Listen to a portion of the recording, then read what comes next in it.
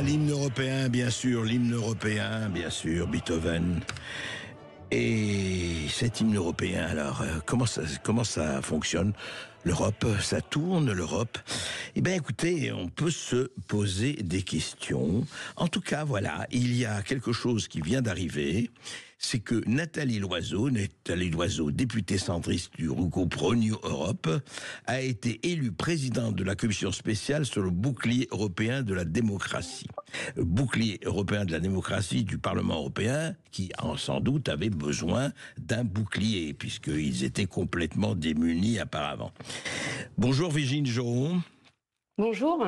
Alors Virginie Geron, expliquez-nous un peu, effectivement, est-ce que c'était quoi? L'Europe était en voie d'être occupée par des envahisseurs au goût étrange venus d'ailleurs. Ce bouclier de la démocratie. D'abord, il faudrait comprendre, à part l'histoire des élections, que effectivement ça a été avancé, ça a été proclamé, l'élection a été proclamée avant que l'élection n'ait lieu.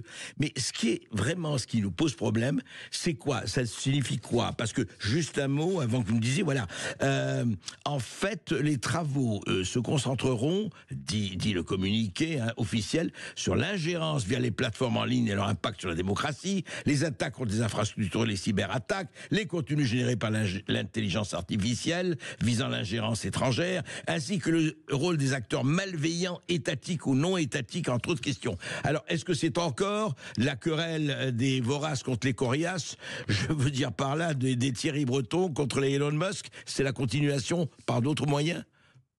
Effectivement, parce qu'en fait, ces gens-là n'acceptent pas leur bilan.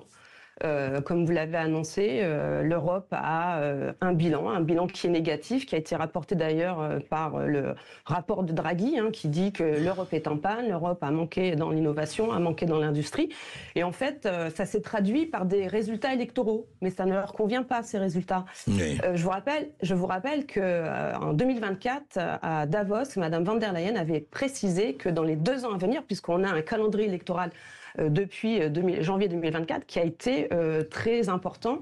On l'a vu l'année dernière, notamment avec l'arrivée de Donald Trump, et puis cette année avec les élections en Allemagne.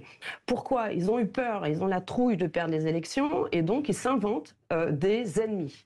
Ils s'inventent des ennemis avec l'histoire des ingérences. Alors, ils parlent de certaines ingérences, mais ils ne parlent pas de la leur, parce qu'on le voit très bien. D'ailleurs, on l'a renommée cette commission Soros, parce qu'elle est gentille, Madame Nathalie Loiseau, mais elle n'indique pas qu'elle est aussi membre de cette institution qui est, financée par Soros et puis par d'autres l'AEFD, je crois. L'AEFD, c'est ça, Virginie Geron. C'est ECFR, c'est European Council for Relations Foreign. Et qui est financé par Soros, qui est financé notamment par Soros. Par George Soros. Cette institution, donc ce think tank, où vous retrouvez d'autres aussi partenaires comme Bill et Melinda Gates. Donc vous voyez que c'est pas franchement des influenceurs européens.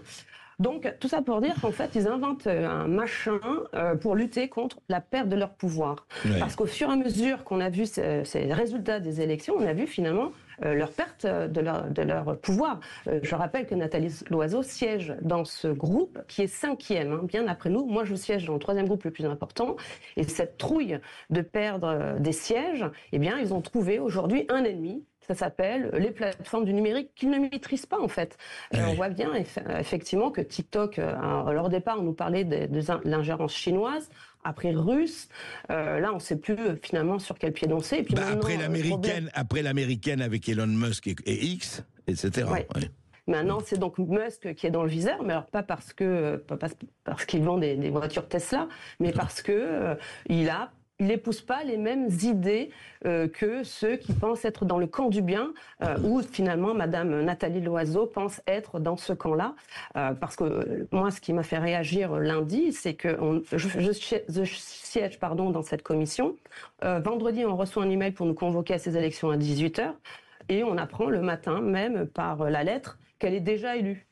Alors c'est gentil de nous vendre du bouclier pour la démocratie, mais déjà la première des choses, c'est peut-être attendre le résultat des votes, au moins faire semblant qu'il y a un vote. Vous voulez dire que la lettre confidentielle annonçait déjà le résultat des élections avant que vous n'alliez voter? c'est ça. Ah bah oui, c'était une tribune pour Nathalie Loiseau pour expliquer finalement comment elle va présider cette commission. Donc il n'y avait pas de suspense. Donc on l'a bien vu d'ailleurs, pas de suspense non plus le soir. Et puis deuxièmement, il se targue de mettre en place un cordon sanitaire. C'est quoi un cordon sanitaire? C'est un cordon antidémocratique, non? C'est-à-dire qu'on empêche des gens comme nous, moi j'ai été élue quand même, je représente un parti qui a fait plus de 11 millions de voix aux dernières élections. Au global, notre parti Les Patriotes, on est presque à plus de 25 millions d'électeurs. Ça veut dire quoi? On respecte... Il y a une certaine démocratie et pas une autre. Donc c'est du grand foutage de gueule. D'ailleurs, je le souligne et je l'ai bien mis en avant, notamment dans la constitution de cette nouvelle commission, et aussi déjà dans l'investiture factice de Madame Loiseau. Mais alors Virginie Joron, en fait, oui, cordon sanitaire, en fait, on veut toujours essayer ici, alors que sortent aux États-Unis, et on va en parler, toutes les révélations sur le USAID, sur un certain nombre de facteurs de corruption et de finances quand même assez hallucinantes. Et ici, on essaye absolument, on ferme porte, on ferme fenêtre, on se bouche les oreilles, on se bouche les yeux. Mais est-ce qu'on peut le faire longtemps? Parce que ce qu'on apprend, par exemple, c'est deux choses assez hallucinantes. Vous savez, juste pour savoir, je voudrais savoir, parce que vous êtes là-bas, vous êtes à Bruxelles comme à Strasbourg, vous êtes dans le cœur du réacteur, comment réagit et à la fois les députés et l'entourage, les entourages, à cette cascade absolument hallucinante de révélations qui se passe outre-Atlantique côté Washington, que ce soit l'USAID, que ce soit les pactes de corruption, etc. Comment ça réagit chez vous? Alors, pour l'instant, je vous dis, ils sont dans leur tunnel. Ils ont mis en place cette commission de bouclier dit démocratique. Oui. Donc, ils ont bien conscience que ça bouge. Et d'où, effectivement, c'est cette volonté de mettre en place rapidement en marche cette commission. Et à l'intérieur, moi, je vous cite, j'ai le rapport qui a constitué cette commission. Il est écrit, accrochez-vous bien.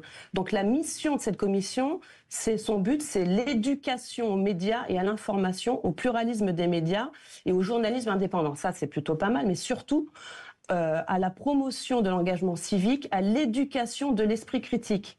Parce qu'en fait, leur problématique, c'est que l'information, les nouveautés qui sont liées notamment à l'accès à ces plateformes, leur échappent. Et comme ça leur échappe, ils mettent en place tous ces nouveaux outils. Et surtout, cette commission dite démocratique, elle impose des futures auditions à huis clos. Donc on est effectivement aujourd'hui dans ces scandales, et moi je suis heureuse de voir que tous les jours, c'est un show où on voit effectivement des nouveaux scandales, parce que c'est tous les jours un scandale. Il y a déjà celui-ci avec notamment la mise en place antidémocratique de cette présidente. Oui. Vous avez effectivement, on apprend que la BBC touche de l'argent de la commission, et on voit que derrière USAID aussi finance Politico. Donc on voit bien que ces influences que nous on voyait d'une certaine manière, notamment avec l'autre scandale où on voit que la commission a financé des ONG vertes pour influencer des députés. Et bien effectivement, c'est un jeu qui, depuis des années, fonctionne ici. On l'a vu avec le Qatargate. Moi, je vous rappelle juste Madame Goulard. Madame Goulard était candidate pour être commissaire ici au marché intérieur. Et pourquoi elle n'a pas pu accéder? Parce qu'on a eu la preuve qu'elle touchait 12 000 € par un think tank américain. Donc, l'histoire des ingérences et des influences a toujours existé. Donc, ce qui est bien avec ces élections, c'est qu'il y a une résistance. Il y a une résistance, c'est-à-dire ce rouleau compresseur pour aller que dans un sens, et la réaction, j'ai envie de dire, de l'élite bruxelloise qui veut garder son pouvoir, c'est quoi? Ça a été d'annuler les élections en Roumanie. Ouais. Ça a été de contester les élections en Géorgie. C'est aujourd'hui, il se pose la question, est-ce qu'en Allemagne, on ne va pas suspendre Twitter pendant les élections? Idem pour la Pologne. Oui. Il se pose la question, idem pour la Pologne. Donc, je veux dire, en fait, la réaction se fait au fur et à mesure que les scandales arrivent. Donc, il n'y a pas de stratégie, mais il y a effectivement cette volonté de cacher, parce que heureusement, vous êtes là pour en parler. Mais qui des médias mainstream qui ont pignon sur rue en parle de ces scandales? C'est ça qui est, oui, écoutez, nous, justement, on a question à tout et à Sud Radio et on le fait.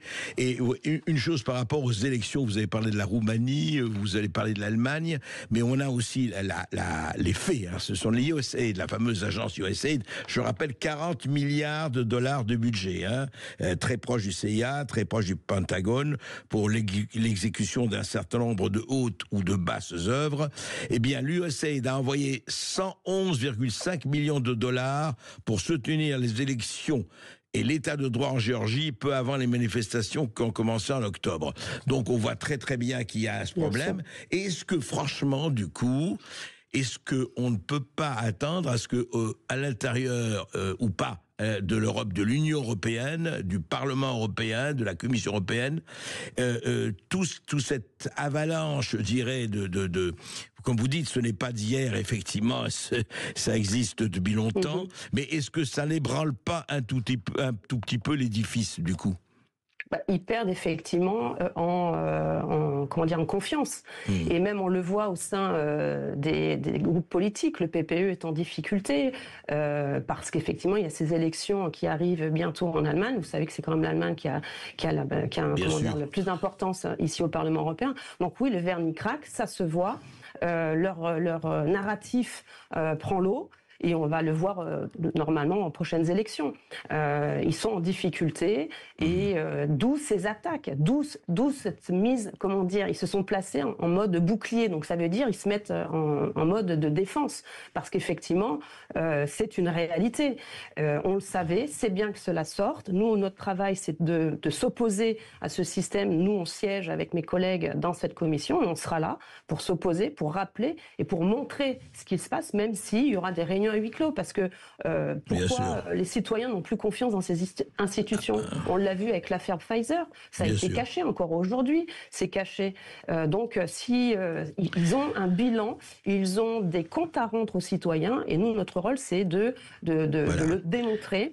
Et je vous assure que oui, il y a des conférences qui se mettent en place avec d'autres partis politiques, parce qu'effectivement, ce qu'on a vu aux États-Unis, cette vague est en train d'arriver ici en Europe, mais quand même, il y a des gens, comme là, j'ai entendu dire par rapport à X et Twitter, à la Commission, des enquêtes sont actuelles, mais il y a quand même une évidence qu'on ne peut pas non plus se couper de tout. Donc il va y avoir une certaine résistance, vous verrez sans doute, entre différents commissaires et nous, parlementaires. Virginie effectivement continuer. Oui, nous allons suivre ça. Je sais que vous continuez. Nous allons suivre ça parce que effectivement, aujourd'hui, ce n'est pas le huis clos en aucun cas qui ne doit dominer, mais la transparence. Exactement. Merci.